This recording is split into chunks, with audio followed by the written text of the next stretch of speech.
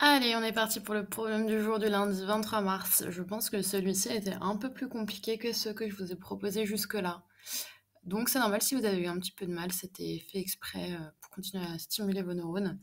On va revoir ensemble la méthodologie du problème, le problème, celui qui vous était posé en l'occurrence, et la réponse qu'il fallait trouver. Ce problème-là, il est un peu spécial. Il y avait plusieurs possibilités de schémas et plusieurs manières de penser. Donc, moi, je vous en présente une. Je vous parlerai rapidement des autres.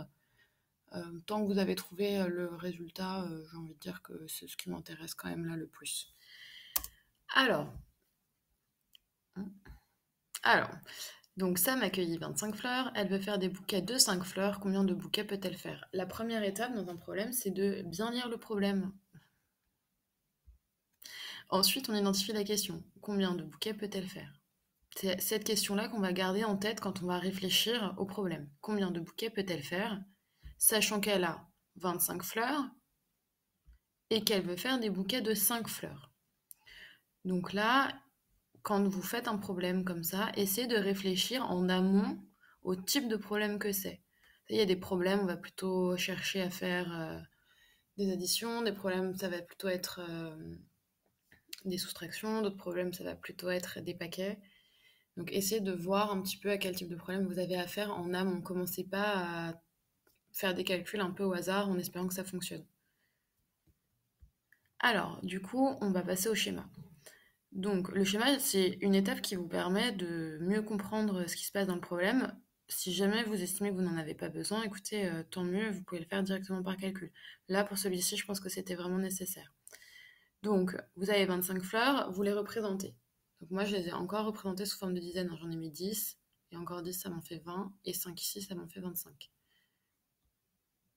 Ensuite, je vais faire exactement ce qu'on me dit dans le problème.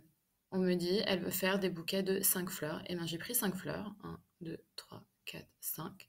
Je les ai entourées en disant que moi, j'estime que ça, c'est ma manière de représenter les bouquets de fleurs. Et ben voilà. Ben, je vais recommencer en fait jusqu'à ce que j'ai plus de fleurs, tout simplement. J'en ai un deuxième.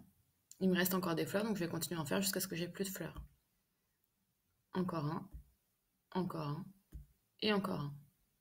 Donc là, j'ai plus qu'à compter le nombre de bouquets de 5 fleurs que j'ai fait. Donc je vous les ai mis à côté. J'en ai 1, 2, 3, 4, 5. J'ai fait 5 bouquets de 5 fleurs. Je peux le calculer pour vérifier. Donc ça fait 5 plus 5 plus 5 plus 5 plus 5. Ça fait bien 5 bouquets de 5 fleurs à chaque fois. Ça fait 25 fleurs. Je sais qu'il y a des élèves qui ont réfléchi différemment de ce que je disais. Je sais qu'il y a des élèves qui vont chercher plutôt par tâtonnement, qui vont faire par exemple 5 plus 5 égale 10, 5 plus 5 égale 10, donc je vais additionner les deux, j'ai 4 bouquets, je peux en faire encore un. Si ça fonctionne pour vous, cette méthode-là, tant mieux. Moi, je force personne à utiliser particulièrement ce type de schéma-là. C'est un des schémas, je pense, les plus simples pour comprendre. Pour terminer le problème, on fait une phrase-réponse, donc on relit la question pour bien réemployer les mêmes termes qui étaient dans la question. Combien de bouquets peut-elle faire? Sam peut faire 5 bouquets de 5 fleurs. Et là, vous avez terminé le problème.